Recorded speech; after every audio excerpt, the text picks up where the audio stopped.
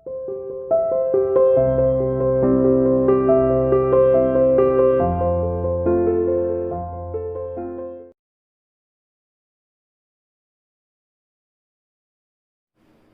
dear student, welcome to C International School online classes. Dear plus 2 commerce class unit 10.2 stock exchange हमने शुरू की थी। आज इसका टॉपिक डिस्कस करेंगे टर्मिनोलॉजी। वैसे हम 1 to 14 पॉइंट डिस्कस कर चुके हैं, आज सीधा 15 पॉइंट पर आते हैं। यूरो बॉन्ड क्या है? ठीक है, वह बॉन्ड जो आउटसाइड दी कंट्री इशू किए जाते हैं उसे क्या बोलते हैं? Euro bond. ठीक है, यूरो है बॉन्ड, हमारे तो नहीं है। ठीक है, यानी हम बाहर इशू करते हैं उसे बोलते हैं Euro bond. Those bond which are issue outside the country, जो कंट्री के बाहर इशू किए जाते हैं उसे बोलते हैं यूरो बॉन्ड। इसके बाद आता है इनसाइडर ट्रेडिंग। इनसाइडर ट्रेडिंग हमने पढ़ा था। इनसाइडर ट्रेडिंग मतलब कि जो प्रमोटर होते हैं, ठीक है, डायरेक्टर होते हैं, उनके पास कुछ सीक्रेट इंफॉर्मेशन होती है, तो उस सीक्रेट इंफॉर्मेशन का वो लाभ नहीं उठाए, इलीगली रूप से उसका लाभ नहीं उठाए, वो पब्लिश नहीं हो इंफॉर्मेशन, उसको रोकना कहलाया जाता है इनसाइडर ट्रेडिंग। जैसे देखें, those dealing which are done on the basis of unpublished information affecting price are known as insider trading। ठीक है, वह डीलिंग जो कि अभी पब्लिश नहीं की गई है, मनी जो कि अभी सूचना अभी पब्लिश नहीं की गई है, फिर भी उसके थ्रू क्या किया जा रहा है? लाभ उठाया जा रहा है। ठीक है, जैसे कि भाई मान लीजिए आप डिविडेंड ज्यादा डिक्लेयर करने वाले हैं, ठीक है, और इसकी सूचना क्या करते हैं? जैसे हम कंपनी में काम कर रहे हैं, ठीक है, मैं डायरेक्टर हूँ, प्रमोटर हूँ, कोई भी XYZ हूँ, तो इसकी सूचना मुझे मिल जाती है कंपनी डिक्लेयर करने वाली है डिविडेंड ज्यादा। ठीक है, तो इससे रिलेटेड इंफॉर्मेशन वो कंपनी के बाहर पब्लिश कर देते हैं। वो क्या करते हैं? कंपनी के बाहर, मतलब कितने % डिक्लेयर करना चाह रहे हैं डिविडेंड, तो ये इंफॉर्मेशन हो सकता है आपकी जो कॉम्पिटिटर है उसको दे देती है इंफॉर्मेशन ये कि वो डिविडेंड डिक्लेयर करना चाह रही है, तो सारे जो शेयर होल्डर है वो इस कंपनी की ओर अट्रैक्ट हो जाएंगे। तो यही देश सोचना जो दूसरी कंपनी हमसे ज्यादा डिविडेंड क्या कर देती है? डिक्लेयर कर देती है। हमसे ज्यादा डिविडेंड क्या कर देती है? डिक्लेयर। तो शेयर होल्डर है उसके पास ज्यादा चले जाते हैं। इनको कहते हैं, इस तरीके से इन चीज को कहते हैं कि जो हम पब्लिश नहीं करना चाह रहे, सीक्रेट इंफॉर्मेशन है, उसका क्या उठाया जा रहा है? लाभ उठाया जा रहा है, जो कि हमें नहीं, जो कि दूसरे व्यक्ति लाभ उठा रहे हैं, उसको रोकना वो कहलाया जाता है इनसाइडर ट्रेड। इसके बाद आता है इंस्टीट्यूशनल इन्वेस्टर क्या है? That organization which transact in security to a great deal is known an institutional investor. Institution investor वो होते हैं जो सिक्योरिटी की डीलिंग करते हैं, उसे बोलते हैं इंस्टीट्यूशन इन्वेस्टर। जैसे कि फाइनेंशियल इंस्टीट्यूशन है, इंश्योरेंस कंपनी है, ठीक है, ये सब लिस्टेड होते हैं, ब्रोकर बने होते हैं, और इनके थ्रू हम क्या कराते हैं? अपनी सिक्योरिटी की बाइंग एंड सेलिंग कराते हैं। ठीक है, इसके बाद आता है कर्व ट्रेडिंग। म्यूचुअल फंड है, म्यूचुअल फंड के बारे में बता चुकी थी, फिर बता देती हूँ म्यूचुअल फंड क्या है। अगर किसी को नॉलेज नहीं है, इन्हें बोलते हैं फाइनेंशियल इंस्टीट्यूशन। अगर कोई नॉलेज नहीं है आपको कि भाई किस तरीके से शेयर्स में डीलिंग की जाए, और ना ही आपके पास टाइम है, तो आप किसकी ऐप ले सकते हैं? म्यूचुअल फंड की। यहाँ पर स्पेशलिस्ट होते हैं, आपकी मनी लेते हैं और आगे क्या करते हैं? उसको इन्वेस्ट, और आपको एक आश्वासन देते हैं, आपको अपना एक अच्छा रिटर्न मिलेगा। ठीक है, इसके बाद आता है कर्व ट्रेडिंग। कर्व ट्रेडिंग क्या है? Trading before after working hour. जो इसकी वर्किंग आवर है उससे पहले बाद में कोई ट्रेडिंग की जा रही है, उसे बोलते हैं कर्व ट्रेडिंग। इसके बाद आता है लैम डक क्या है? देखिए लैम डक क्या है, देखिए, when a bear feel, bear कौन है? जो कि सिक्योरिटी को क्या करेगा? बाय करेगा। कब? कम रेट पर। कम रेट पर क्या करेगा? ये बाय करेगा सिक्योरिटी को, उसे बोलते हैं बेयर। ठीक है, व्हेन अ बेयर फील, कई बार जब बेयर फील करता है, it difficult to fulfil his promise, fulfil नहीं कर पा रहा है प्रॉमिस, भाई खरीद ही नहीं पा रहा है। He struggle in the same way we find us lame struggling। तो हम इसकी स्थिति वैसी हो जाता है जैसे कि एक लंगड़ा डक होता है। जैसे मान लीजिए फॉर एग्जांपल टुडे 1 जनवरी 2007 है, 1 जनवरी 2007 है, मिस्टर जो राजन वाला है एंटर करता है into a transaction with mister Mohan वाला के साथ। ठीक है, राजन वाला मोहन वाला के साथ करता है कि वो सेल करेगा सिक्योरिटी। कितनी? इसमें लिखी हुई है 10,000 XYZ कंपनी के। क्या बोला है, देखिए कि मिस्टर जो राजन वाला है, ठीक है, एंटर करता है, ट्रांजैक्शन करता है मिस्टर मोहन वाले के साथ कि वो सेल करेगा 10,000 शेयर XYZ कंपनी के ऑन February 15, 2007 को 150 पर शेयर पर। जो मिस्टर राजन वाला है, थिंक दैट, वो सोच रहा है 15 Feb को the rate of this share will be 120 पर शेयर। 15 को क्या हो जाएगा, जो इसके शेयर है, शेयर की प्राइस क्या है, 120 पर शेयर हो जाएंगे। जो मिस्टर राजन वाला है, think that on 15 Feb the rate of this share will be 120 पर share and he will earn 30 पर शेयर। देखिए क्या बोला है, 1 जनवरी 2007 को मिस्टर राजन वाला है और मिस्टर मोहन वाला दोनों ट्रांजेक्शन करते हैं और वो कहते हैं भाई कि मोहन वाला से भाई सेल कीजिए सिक्योरिटी 10,000, ठीक है, XYZ कंपनी के वो सेल करते हैं, ठीक है। मिस्टर राजन वाला सोच रहा है कि 15 Feb को जो सिक्योरिटी के शेयर के प्राइस है वो 120 पर शेयर हो जाएंगे, यानी 150 का जो शेयर है वो मिस्टर राजन वाला क्या सोच रहा है, वो रजिस्टर राजन वाला मोहन वाले के साथ क्या है, डीलिंग कर रहा है। वो कह रहा है कि भाई सिक्योरिटी को क्या कीजिए, सेल कीजिए, ठीक है।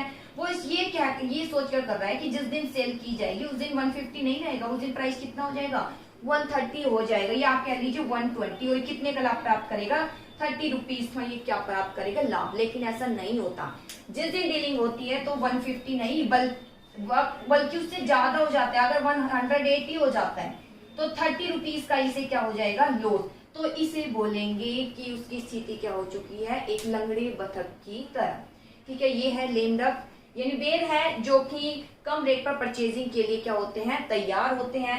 जैसे मिस्टर राजन वाला है मोहन वाले के साथ कॉन्टेक्ट में आता है, ठीक है, कि भाई वो सेल करे सिक्योरिटी 10,000 XYZ कंपनी के, ये सोचना कि जिस दिन पर ये सेल की जाएगी उस दिन इसका प्राइस क्या हो जाएगा, 120, क्योंकि जिस दिन होगी उस दिन प्राइस होगा, उसके अकॉर्डिंग डीलिंग की जाएगी। ये सोचकर भी सोचता है कि मुझे 30 रुपए का प्रॉफिट होगा, ठीक है, कम में खरीदूंगा।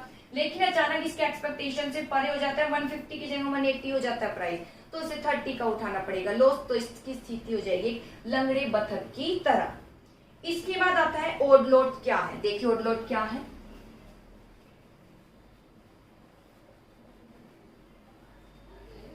देखिए odd load,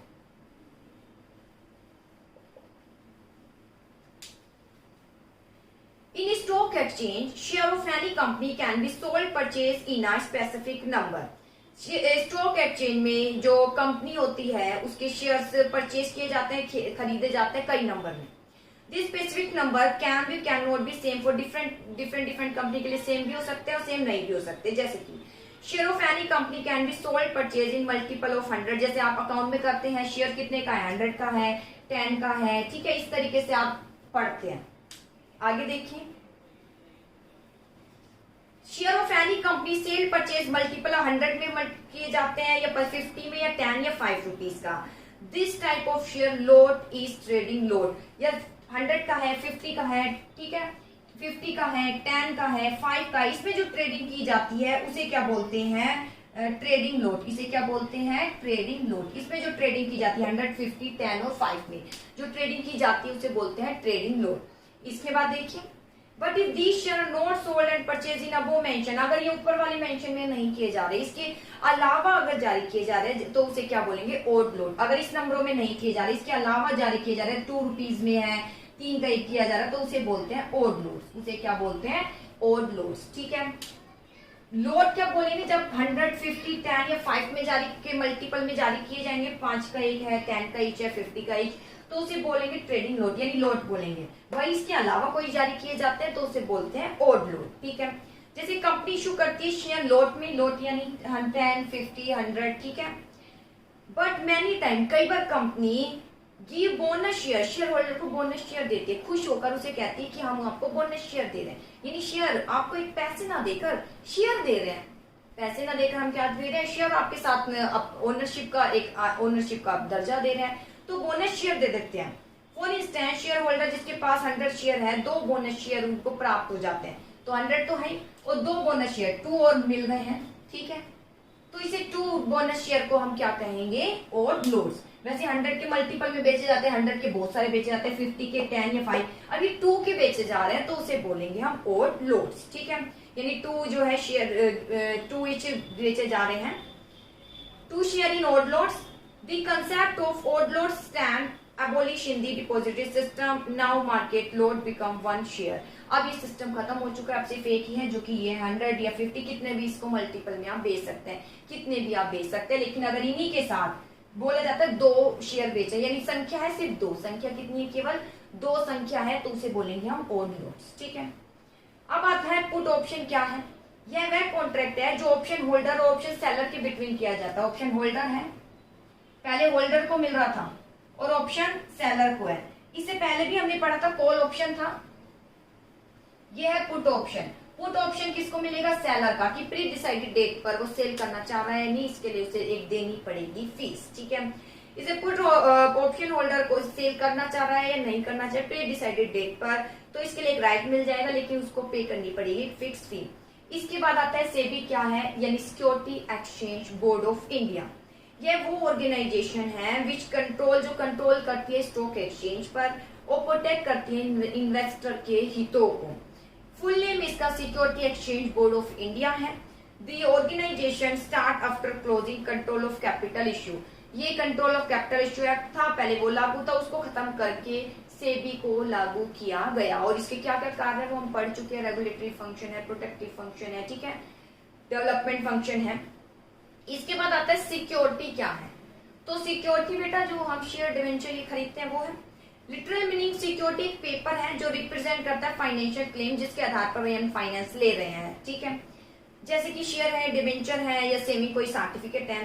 but it reference to, लेकिन स्टॉक एक्सचेंज के रेफरेंस पे अगर हम देखें, सिक्योरिटी वह पेपर है which are traded in stock exchange, जो स्टॉक एक्सचेंज में क्या की जा रही है, ट्रेडेड की जा रही है, जो स्टॉक एक्सचेंज में क्या की जा रही है, ट्रेडेड, जैसे शेयर, डिवेंचर है, बॉन्ड्स है। ठीक है, अब आता है सेंसेक्स। डिवेंचर और बॉन्ड्स में भी मैंने बता दिया था। बॉन्ड जो है प्राइवेट सरकारी दोनों ही कंपनियां जारी करती है, लेकिन डिवेंचर केवल प्राइवेट संस्थाएं जारी करती है। ठीक है, और बॉन्ड्स में कोलेटरल रखना बहुत जरूरी होता है, वहीं डिवेंचर में एक ऑप्शन मिल जाता है कोलेटरल रखना है या नहीं। इसके बाद आता है सेंसेक्स। क्या है? सेंसेक्स मैंने बताया था बॉम्बे स्टॉक, एक सेंसेक्स होता है, एक निफ्टी होता है, स्टार्टिंग में ही बता दिया था। सेंसेक्स है ऑफ निफ्टी है। सेंसेक्स क्या है? जो कि भविष्य में जो सेंसेक्स जो बॉम्बे स्टॉक एक्सचेंज है बीएसई, उसके जो इंडेक्सेस को शो करता है उसे सेंसेक्स। निफ्टी क्या है? जो नेशनल स्टॉक एक्सचेंज को शो करता है। दो ही पॉपुलर स्टॉक एक्सचेंज है, बॉम्बे स्टॉक एक्सचेंज और national stock exchange. Bombay stock exchange बहुत पुराना है और नेशनल स्टॉक एक्सचेंज फिलहाल इससे अभी 1996 में स्टैब्लिश हुआ, ये काफी पुराना है बीएसई। ठीक है, इसमें बहुत ज्यादा कंपनियां लिस्टेड है कंपेरिजन टू एनएसई। ठीक है, इन पर बाइंग एंड सेलिंग बहुत इजीली होती है, इसलिए इन पर डीलिंग की जाती है।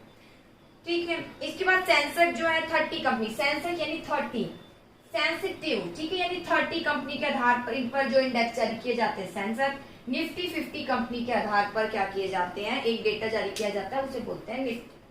आगे शॉर्ट सेलिंग। अब आता है short selling means selling security which is not with the seller. ये शॉर्ट सेलिंग वो है अभी सेलर के पास है ही नहीं, फिर भी वो सेल कर रहा है। जैसे कि आप शॉपकीपर के पास जाते हैं तो वो उसके पास बुक है ही नहीं, फिर भी वो आपको सेल कर देता है पैसे लेकर, वो है शॉर्ट सेलिंग। ठीक है, the security with the expectation that price will fall, he will deliver the security. If price rise, contract his expectation, he may have to incur loss.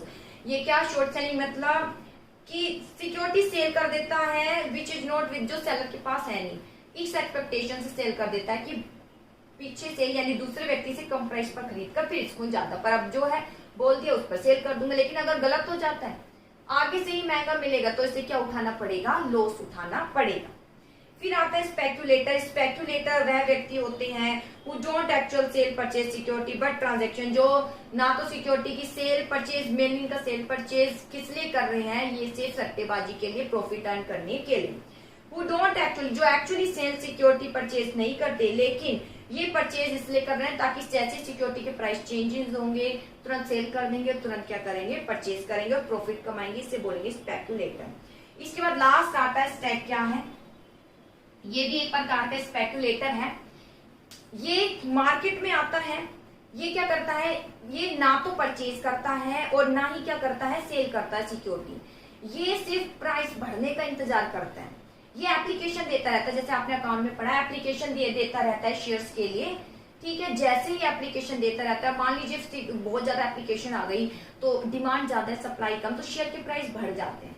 फिर जैसे इसको अलॉट होता है तो अलॉट होने से पहले ही कोई तो नीडी व्यक्ति होगा जिस कंपनी के शेयर खरीदना चाहता है, उसको ये बेच देता है। सिर्फ ये एक एप्लीकेशन की फी देता है, बदले में उससे कुछ मनी ले लेता है। मान लीजिए जैसे ये लैंड है, ठीक है, मैंने इसके लिए अप्लाई किया हुआ है, ठीक है, निकलते हैं ना लैंड, तो उसमें मेरा नाम आ गया है, ठीक है, तो मुझे अलॉट होने से पहले मैं दूसरे व्यक्ति से कहूंगी कि आप लेना चाहते हैं, मैं इसे अलॉट कर दूंगी, ये इसके नाम कर दूंगी, बदले में इससे कुछ एक्स्ट्रा मनी ले लूंगी, तो उसे बोलेंगे स्टैम्प।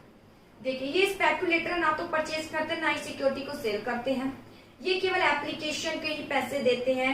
इस एक्सपेक्टेशन से एप्लीकेशन देते रहते हैं कि जैसे ही डिमांड इंक्रीज होगी, ठीक है, और मार्केट प्राइस हो जाएगा इंक्रीज, तो वो क्या करेंगे, अलॉटमेंट यानी इनको जारी करने से पहले दूसरे व्यक्ति से कहेंगे जी मुझे मिलने वाले हैं, आप ले लीजिए, मैं आपको शेयर जारी कर दूंगा, आपको सेल कर दूंगा। उसको क्या कर देते हैं, सेल कर देते हैं ज्यादा प्राइस पर, यानी अपने नाम से खरीदते हैं, पैसा उसका होता है, फिर बिटवीन वो लेकर उसको सेल कर देता है, ठीक है, यानी मुझे अलॉट किया जा रहा है तो मैं इससे डीलिंग कर रहा हूँ, मुझे मिलने वाले मैं आपको ही दूंगा वो, ठीक है, पैसे आप दीजिए, लिया, इसको दिया और इसके नाम भी कर दी, क्योंकि सट्टेबाजी एक दिन में ही परचेज करके एक दिन सेल कर देते हैं और फिर इससे कुछ मनी ले लेते हैं, वो इसका profit. By selling the security increase price पर ही डजंट सेंड एनी, इस एप्लीकेशन के अलावा कोई अमाउंट ये नहीं देता है। ही जो ऑब्जेक्टिव, इसका ऑब्जेक्टिव है सिक्योरिटी को सेल करना है अलॉटमेंट से पहले, यानी इसको मिलने से पहले ही दूसरे को सेल करना है, डीलिंग करना है दूसरे के साथ, जी आप ले लीजिए क्योंकि आपका नंबर नहीं आया, मेरा नंबर आ गया, मुझे मिलेंगे, लेकिन मेरी जगह आप इसको ले लीजिए, लेकिन मुझे इसके बदले कुछ मनी दे देगी, यानी हाई प्राइस पर उसको लेकर हाई प्राइस पर सेल कर देगा उसे।